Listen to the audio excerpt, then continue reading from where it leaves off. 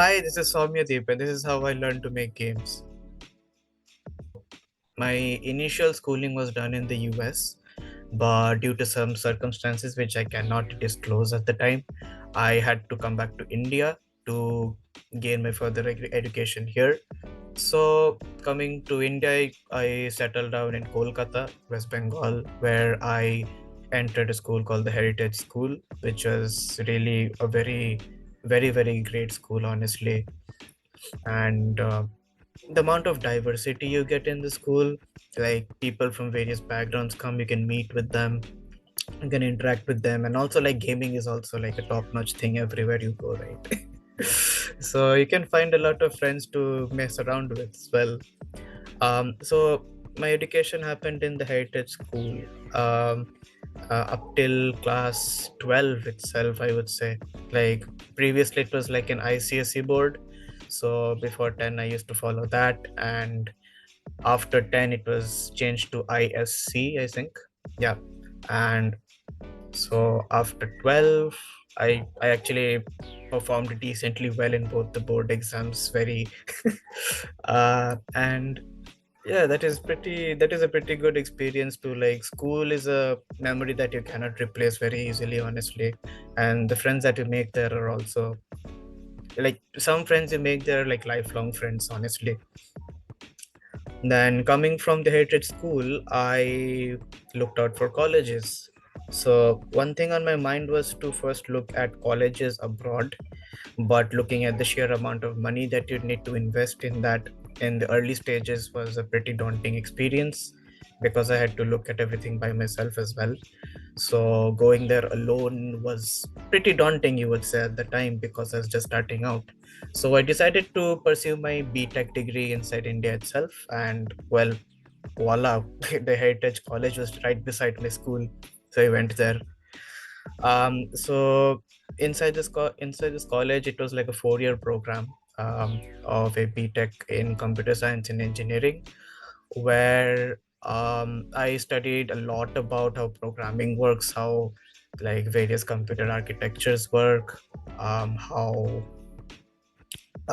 basically you build a software from scratch using certain software development techniques, SDET or something like that, and well, a lot of AI as well. But yeah, the corona hit at the time, so a bit about that. So the first 2 years were a bit smooth sailing in my BTech. um, so I scored decently well as well in those, but after that the COVID-19 hit us, and everybody had to be sheltered inside their own house instead of going to college and meeting everyone on a daily basis. So that actually affected me a lot. It affected everyone a lot, honestly. So in during those years where I would actually used to go to college and meet with everyone, I was there sitting at my home playing games most of the time. I guess that was everyone who was in college or school. um and also at the time, like during COVID-19, I was able to see how gaming as a whole was increasing in popularity, and how the industries were making a lot of profit out of it as well. So I decided to, you know what, let's try making some games. So I what is better than Unity to start, because they have their own website which allows you to learn the tool itself. So I learned the tool a bit. I did a bit few of the projects that are listed on that website, and I felt really good, because after making a game and letting people play it, that particular feeling is pretty amazing, honestly. So I decided to do that. But also during my fourth year, as time went on, placements started happening, and the job opportunities were getting bleak as well, because companies were suffering as a result. So I decided to take the first opportunity I got in the placements, which was a Capgemini, which was a job as a software engineer at Capgemini. Okay, so after this was my tenure at Capgemini for 2 years. So since COVID-19 was still a thing, the first 6 months was me working at home. I got to know a lot of people through the company, a lot of connections. I made really great connections as well. They helped me a lot in learning and developing as a software professional as well. And after 6 months, I had to relocate entirely to Hyderabad. And over there, like my experiences were again very great because I did not have to go to a PG in the very first time, since I had made a few friends online in the first 6 months. So I was able to get a flat, and a one that is pretty close to the office as well. So a commute time was pretty less as well. So yeah, my time at the office was really great. My colleagues were super helpful. But as time went on, like after the 1.5 year mark, felt like I needed to do something that I wanted to do, like that burning desire inside me that to make games, let people play it, or not only just games, like AR, VR technologies as well. They're pretty amazing, honestly, and working on them would be a treat for me, honestly. So I started scurrying around for opportunities, and there was like two options at the time. One was a master's degree, where I could specialize in either those AR technologies or game development, or I could go a route of getting a course. But courses at the time were not really prevalent in the particular time span. So, like Outscal, I had in case of Outscale, I had been actually exposed to this company like right before college. I was not really sure how the company would go, so I was pretty skeptical about it in the beginning. So I just decided to hang around in the Discord channel a bit, and sometimes like do the meetings in there, which would happen quite occasionally.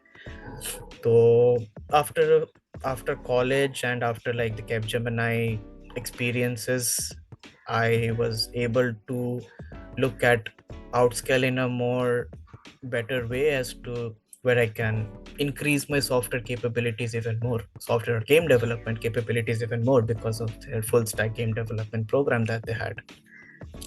So I decided to give it a shot because, well, of course, it costs less than a master's program anywhere, and well, I just wanted to like change my career as well. So I decided to go on this path, and voila, I'm here right now, getting a job at Kazmat. Yeah, there you are.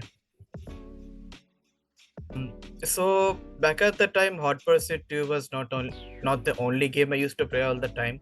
I used to also own a Nintendo DS as well, which I used to play with a lot of friends. So back at the day, Pokemon was a really fun game to play with a lot of friends, which you had like there was this global communication system at the time where you could like connect with friends and play, trade Pokemon and stuff like that. So that was basically a lot of fun at the time. Like it was definitely a thing to cherish at the moment. And well, that type of game also really excites me in the fact that, well, first of all, it's turn based. Second of all, it's kind of like a strategy game where you have to plan out your moves in order to win a particular battle. So, and also since I was exposed to that at a very young age, I was actually my vocabulary increased dramatically due to a game itself and not in school. So you could say like that has had a lot of positive effects as well, but also I used to play it all night, so you could say, yeah, getting a lot into games, right? So about the social aspect of the games, right, like as I said earlier, there was this global communication system in that particular game where you used to connect with a lot of online friends as well as I had certain neighbors at the same age group around me who were also playing Pokemon. So I used to go to their house, they would come to my house, or inside school, we used to discuss a lot of things about gaming as well. So yeah, so you could say that is how like my journey began in that regard. Yeah. Making the choice definitely was a decision that I had to make. Like there was also web development on the side. There was um yeah, web development, there was again software development, there was full stack development, back end, front end. There are a lot of tangents you can go to when it comes to software development. But game development was a thing that kind of like goes in another direction in a more artistic way, in a more creative way. So, well, explaining it to my parents was not that hard, honestly, because I actually told them that the work at Capgemini was not for me, honestly. And well, the colleagues or the people that I met there were invaluable to the experiences that I've gathered. But it at the end of the day, what matters to you most is the job that you do and how you do it, and like how you grow further from that. So explaining to my parents was not such of a hurdle. That was pretty smooth sailing, honestly. And when it comes to friends, yeah, there a few of them were skeptical, but I decided to give it a shot anyways, because you live only once, right? Why not just take that shot? So yeah, that's it. I came to know about Outscal during maybe 11th or 12th grade in school. Back in the day, like I had this burning passion for games as well, right? I had it like for the longest time in my life. So I decided to just, search it up on Google about game development, scroll. And until I found like a certain Discord group you could join where you could find like-minded people. So it was Outscal. So I decided to hop in and check how the things are. So there I found like it was quite barren at first, honestly. Not a lot of people were there. And so there were just a few like sessions that happened between Malhar and some other people, which is like an open-ended discussion as well. So maybe once or twice I joined it, but after that, like I was like, okay, there is a thing that I can do to get into game development later on. Maybe I'll take a shot at it later. But after that, like just time just flew by, and placements began, went into Capgemini. And during Capgemini, well, when I was in the phase of switching jobs, I came back to Outscal again, and I decided to call up one of their like not recruiters, but people who handle the admissions at Outscal. So here's Satnamji Arora, Mr. Here's Satnamji Arora. So yeah, I talked to him, and like I open-endedly asked him ki I'm in this particular situation. I can do a master's degree, or I could do this. And I started getting a few viewpoints from him as well as to what to do. And getting an explanation of the particular course entirely from him as well as Arindam at the time was pretty vital, I would say, to me joining Outscal as a full stack game developer, honestly. And going on this journey was also a very great experience. What interested me the most was their um, bonding with the community, honestly. Like, rarely these institutions get to know their candidates on a weekly basis on Saturdays or Sundays, which Outscale usually does in the form of certain hangout or networking sessions nowadays. So that is a pretty plus point, I would say, because you need interaction between the candidates and your own institution. Secondly, I would say that the one-on-one coach sessions that Outscale provides are also pretty nice, because it helps keep you consistent throughout the journey, and not fall back on certain terms, because you get a certain to-do list to do at the end of a week every week. So that is consistency is what matters, honestly, in this to get it done. So I this program is usually like an 11 or 12-month program, right? But I was able to get a job within 6 months of the program. So if you're consistent enough, then you can do anything that you want, honestly. The biggest challenge up front in the beginning would be to first record a video of yourself talking to yourself, and then posting it up on Outscale for people to review it. There is a very rigorous self-assessment course inside Outscale, which actually helps a lot in you self-assessing yourself. And it also tremendously helps out in interviews as well, because you become confident in the answers that you speak as well. So I would say that in the beginning, that challenge was there, that I was a bit, stammering and all. Okay, I had to take a lot of takes. Acha, this is not perfect, that is not perfect. But eventually, as time goes on, you like you get to a point where you're comfortable with doing it anyways. So yeah, I would say that is a pretty good thing to do as well. So during my time at Outscale, I was able to make quite a few number of games. Well, they make you do like 12 projects or something. So most of these projects are like already templated projects given by Outscal, but some of them are what you have to do on your own. And one of the games that comes to mind for me is Shokoban, which is a game that I had created 100% by myself. And it was basically a 2D puzzle type game with a lot of features that I've added to it later on as well. So this is the first type of game where I was like, yeah, I am now a game developer. I can now do things that, well, a game developer can do. So coming to that game, so if you're familiar with the very famous Sokoban game, where a farmer is used to pushing boxes into a particular destination until the game ends. So my thing about the idea was to first get some boxes into the scene. So I got some boxes in the form of like tiles, and well, just implementing that same logic as Sokoban would be pretty like copy pasting the original idea, right? So what I thought of is searching up game jams, honestly. So itch.io game jams are a great way for you to spark some kind of inspiration in you so that you're able to make something really new out of it. So one of the games that actually took me by surprise was Holo Matrix Money. Yeah, I could like link that whenever you want, but it is a type of game where you actually connect to different cubes instead of pushing cubes, and you move the entire block as a whole into a designated area to finish a level. So I was thinking, well, why not just implement that idea into my game? So it's not really a direct copy paste of like Sokoban, right?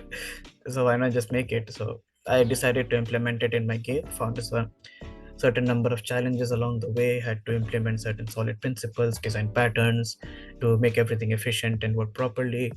And at the end of the day, I was left with a functional game. But also at the half line of making that game, um, as you progress through levels, it becomes quite boring because you just what you're doing, you're just pushing blocks and putting it into a like an end area to finish a level, and that's it. So what I decided to do was implement another mechanic at the halftime. And since the name of the game was Shokoban, SHOW, I immediately thought about a television static. You know, like whenever the television doesn't have any kind of channels on it, so it kind of like gives a kind of gray static thing, like bzzz. So I decided to implement that in my game.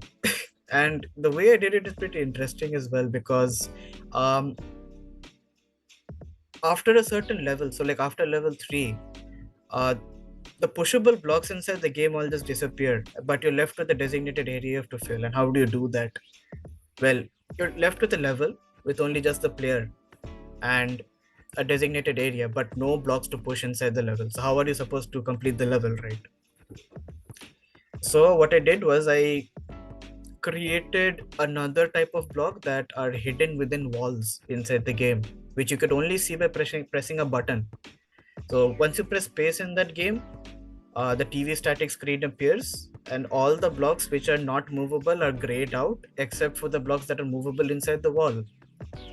So you can just connect to those blocks and then go back to the destination, which makes a pretty fun experience, honestly. And to make it a bit challenging, you have a limited number of tries for it as well per level.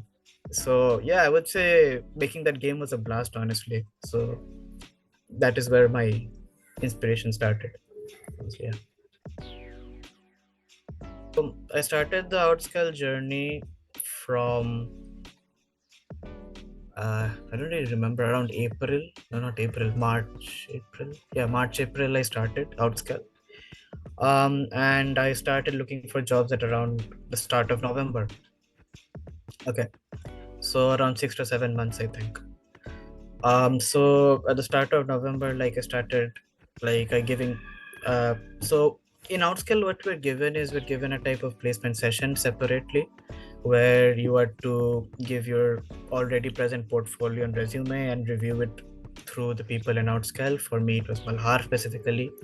Might be someone else in the future for someone, but yeah. So what you basically do is you give these files or GitHub links and your portfolios for review, and they come back to you with feedback which you can then use to improve on them.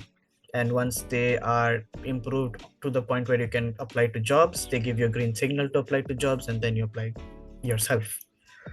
So in the first week of November, I would say it was pretty bleak, honestly, because, like, as you know, the market is pretty down. Like, even right now, it's still getting back up on its legs, but it's still not there at that point. But at the time of first week of November, it was absolute, like, barren land for jobs, because I had applied to, honestly, um how many, like, 7 to 8 jobs in that 1 week of, not 1 week, like in like 2 3 days I had applied to like 7 to 8 jobs. But, like, there were no replies on my mail at that time. So I was getting a bit frustrated. Like, there are many feelings of emotions that overflow you during a job search as well, and you have to see yourself get through that too. So I would say that was a pretty grueling time, but as time went on, I did not lose hope. I basically started applying. I started getting a lot of interviews as well. Outscal was also pushing my resumes onto the recruiters, and eventually they're getting back to me as well. So time passed on. I got a call from Zanser, where it was a pretty senior position, so I was not able to crack that in the first try. So yeah, rejections are also a part of the job search process as well, which you have to get used to. And as I said, emotional resilience is also one of the biggest things that will help you out in this journey. And, well, yeah. But apart from that, coming to the, like, silver lining of everything, here comes Kazmat. They came through Outscal. So they specifically told me that we got your resume from Outscal, and we saw that you're interested in an opportunity. Would you like to interview? So I decided to go. Why not just take the shot? So I went into the interview, got to know some people who were really excited to do things that I want to do as well. And in the technical interview itself, even though it was like a 1 hour long interview, it was like very grueling, very, like, what do you say? They pitched into every nook and cranny about Unity and game development as a whole. Even though they're not specifically into game development, they're more into simulation, AR, VR. They still ask you about design patterns, and they ask you about solid principles or any other type of tool related questions that may occur. So that 1 hour interview went pretty well, honestly, because I was prepared due to all the past experiences in my interviews. And at the end, when it comes to the HR interview, that was obviously a pretty chill interview, and I was able to get the job right there and then, and I got my offer letter soon after. So yeah, I have a lot to thank Outscale for, because placements was very grueling in the beginning, but yeah, it worked out in the end. So thank you a lot. So hi, yeah. So I'm currently working at Kazmat as a Unity XR developer, and, well, I have joined this January.